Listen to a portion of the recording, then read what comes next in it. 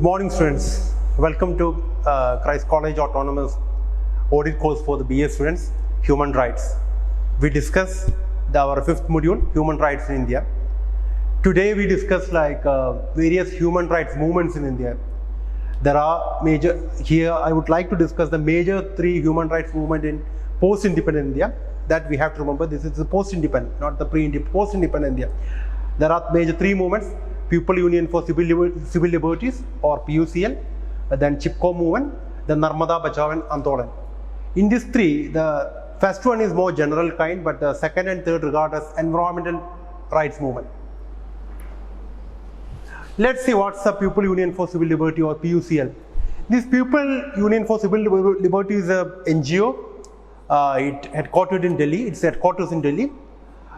This is the largest NGO for the protection and promotion of human rights in India. This is regarded as the People's Union for Civil Liberties, or PUCL is regarded as the largest or the biggest NGO work for the protection and promotion of human rights in India. This organization was exactly founded on 23rd November 1980. Then before, there was one organization that is regarded as a precursor of the People's Union for Civil Liberties. That organization was known as People's Union for Civil Liberties and the Democratic Rights, or in short, PUCLDR. This PUCLDR was founded by Jayaprakash Narayan in 1976. In the next slide, we will discuss about it. Then let's see, then what's the major motto? Just you have to remember about the People's Union for Civil Liberty. It's it's People's Union for Civil Liberties, which was founded on 23rd November 1980. But there was one movement. This movement emerged out of other movement. It was known as, that organization was known as PUCLDR, the People Union for Civil Liberties and the Democratic Rights. It was founded by well-known socialist Jayaprakash Narayan. Let's see then what's in the next slide. We will discuss more about the PUCLDR, the precursor to this one. What's the founding motto of PUCL? The founding motto of PUCL was to organize people on non-political and non-partisan basis for the defense of civil liberties and human rights. That is the founding motto, the basic motto of PUCL. It was to organize people on non-political and non-partisan basis, because anyone can be part of the People's Union for Civil Liberties, but there is one condition, that they are not supposed to, they can be part of some political parties, but there is nothing called the political, maybe they have their own political allegiance or political affiliation, but it won't reflect here, because the founding motto of PUCL, it's a non-partisan. It's not supposed to protect a particular party interest, or it's not affiliated to any party. So any party member can join in PUCL, but they have to keep outside their political affiliation. That you have to keep in mind. So it's a non-partisan and non-political movement, non-political organization, which stood for, here is the point, which stood for the defense of civil liberties and human rights. That's the point. Then a bit history. Then what's the history behind the People Union for Civil Liberties? We already discussed. There is other movement, the People's Union for Civil Liberty and People's Union for Civil Liberty and Democratic Right. So it was the precursor to our PUCL, the People's Union for Civil Liberty. This PUCL was founded by Jayaprakash Narayan in 1976. Here is the photo of Jayaprakash Narayan. Jayaprakash Narayan is he was a freedom fighter. Then later he became a socialist. But then he retired from politics after some time. After India got independence, he was not very active in Indian politics after independence. He was active, but he was not really active. But in the later phase of his life, he was more into other social activities than political activities. But in 1970, then a certain scenario when the Indira Gandhi was in power, then there was an issue in early 1970. There was a constitutional problem. Then Indira become more autocratic. Indira turned to be more autocratic than the other political parties, opposition parties come together against Indira. During those days, in the early 1970s, our Jayaprakash Narayan, he was an already retired politician, but he came back into the political scenes. Then he led the movement against Indira. Then he got arrested during emergency and other sort of thing. We know it. He was regarded as the backbone of a pinpoint of the anti-emergency or anti-Indira movement which took place, which created lots of issues or which created turbulence in the 1970s. So he was spirit of people. Then this PUCL was founded by Jayaprakash Narayan. You have to remember the political background of India those days. Then only you will understand. The PUCL was founded by Jayaprakash Narayan for protecting human rights, because of protecting fundamental rights which are which are enshrined in our constitution that we have already discussed in the previous classes. So there is a problem that Indira is restricting fundamental rights which are enshrined in constitution.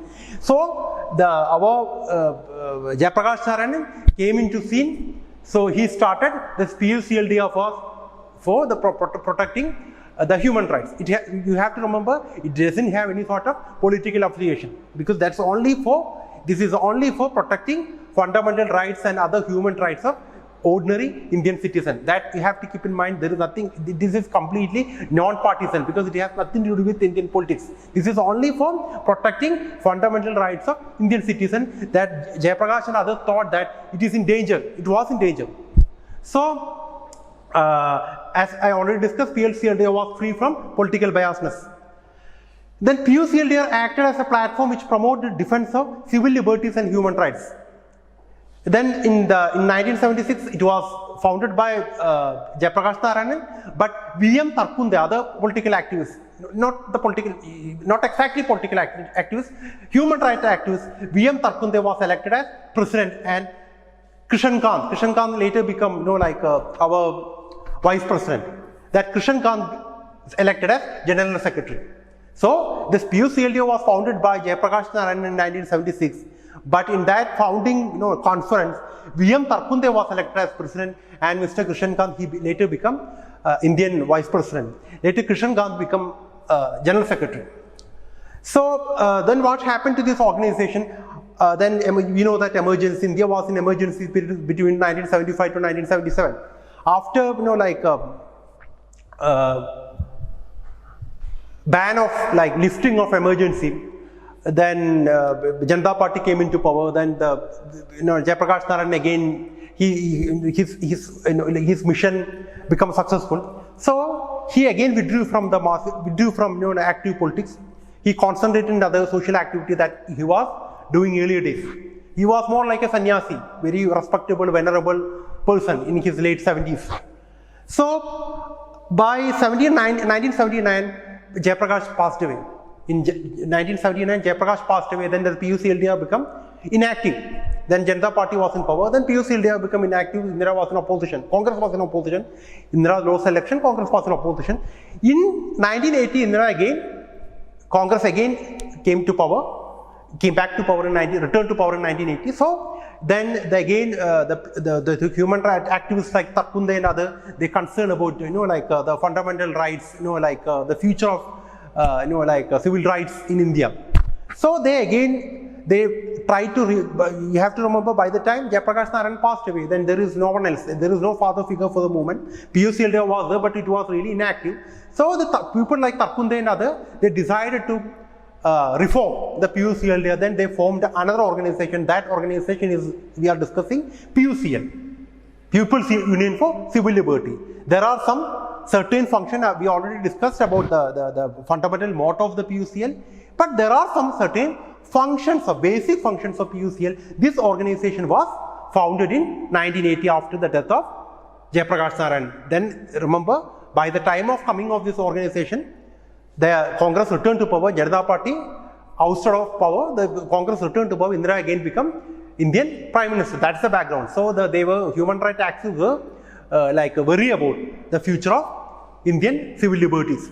So let's see. Mr. Tarkunde was the major figure behind the founding of People's Union for Civil Liberties. Let's see what is the major functions of PUCL. It is still continuing. You have to remember, it's still continuing.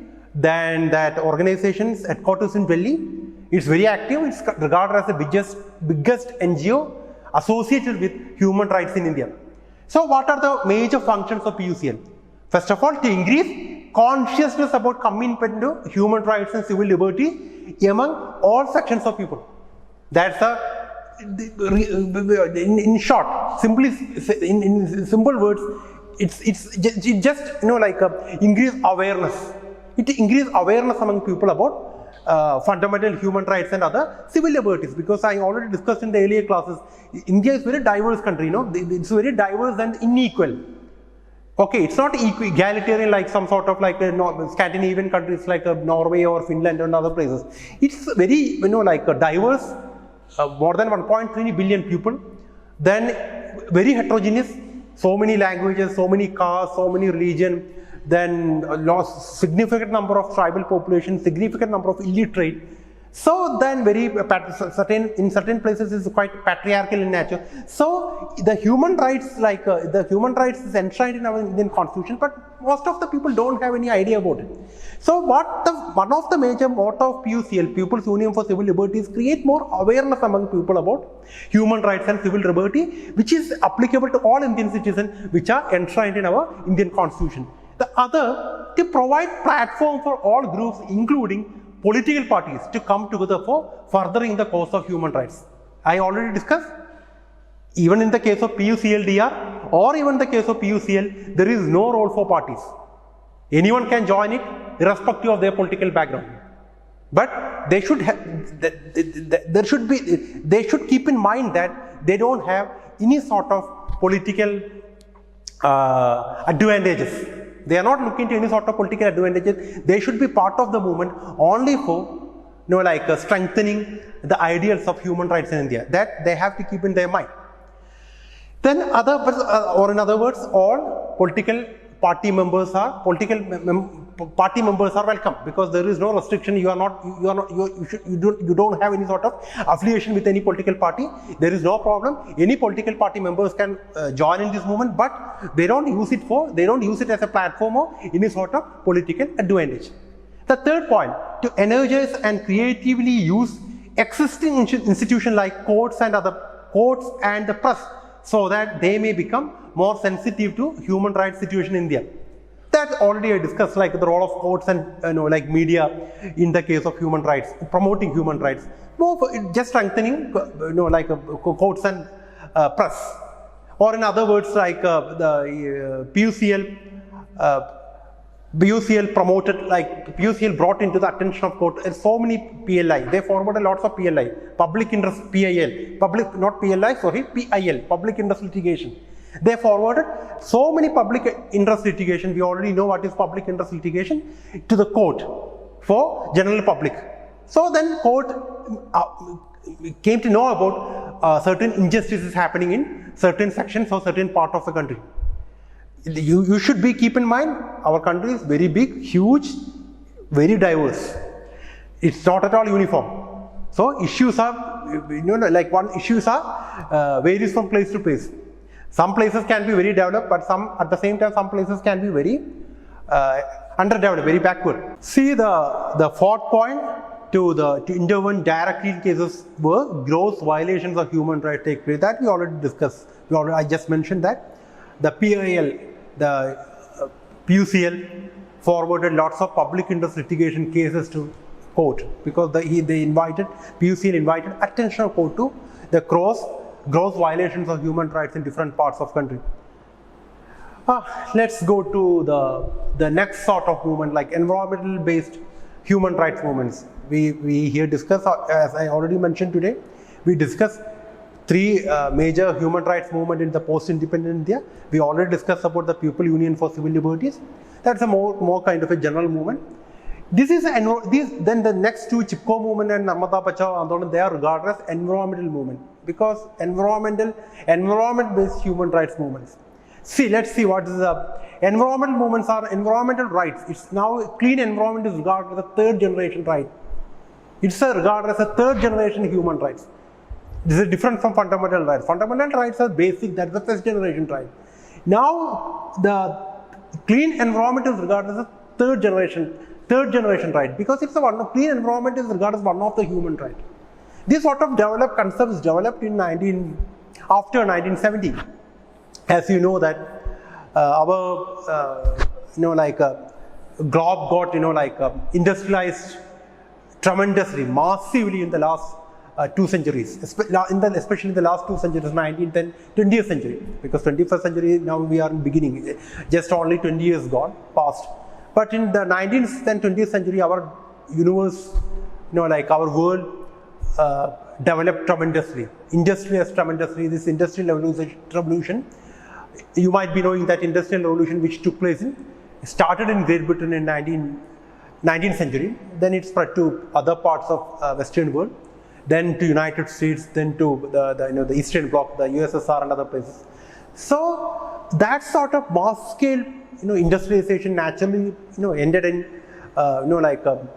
exploitation of natural resources. That sort of mass scale industrialization never concerned about consequences of, never concerned about our environment much, because they don't know, in those days they don't know much about our environment, because our science is not developed that much in 19th century and the early 20th century. Our science is not developed that much. That's why they don't know the consequences, the consequences happening to our environment due to the mass scale industrialization, because they were concerned only about, the developed countries concerned only about industrialization and the further development, further development. But after 1950, that situation has changed. Situation has changed because, like, what happened, that situation changed. Our science and technology developed tremendously. Then we are more into, we scientifically study the changes happening to environment due to mass scale industrialization. Any sort of connection between mass scale industrialization and environment, because there is changes in climate. So by 1970, especially in the developed nation, they came into conclusion that this is happening. There is a, there is an industrialization. That's fine. That's good. That's wonderful. But it's negatively affect. It is negatively affect, or it's harming our environment. Our environment is very sensitive, because especially the gases like carbon dioxide or nitrogen oxide, that sort of thing, negatively affecting our universe, negatively affecting our globe. It led to the process like the depletion of ozone or global warming, that sort of thing. So now the UN, the main criteria, for the future generation, clean environment is necessary for survival of our universe, survival of human beings in this world. Maybe other animals may survive, but for the survival of human being, the clean environment is must. For we have to reduce, or we have to find some other solution to protect, some other solution for our, the further development, because we can't simply follow the things we followed in 19th century and the first half of the 20th century. So now this UN's major agenda, the United Nations major agenda, is clean environment. This is regarded as one of the fundamental rights, one of the major human right for every citizens of this, this universe. Because most of the countries are signatories of various conferences or various, pacts made by, resolutions made by the United Nations, because they are all, India is also signatory, because this environmental related meetings happening regularly in various parts of the world, because the global warming is an issue. Now we see what's the implications of it in India. See, environmental movements are the byproduct of development paradigm. In India, you know that from the Gandhi's time, the Gandhis believed in sustainable development, like self-sufficient villages. Not, big cities. He's not fan of the big dams or big cities. He's not a fan of that. But Nehru was a fan of more industrialization. He tried to follow West in this case, industrialization. Even the USSR also follow the same industrialization. China also follow the same industrialization, because we need factories and, factories and more job, irrigation. For that we need big dams. Then only we can create irrigation and electricity. Only in the modern context, any factory, electricity is necessary for functioning of any factory or any industry.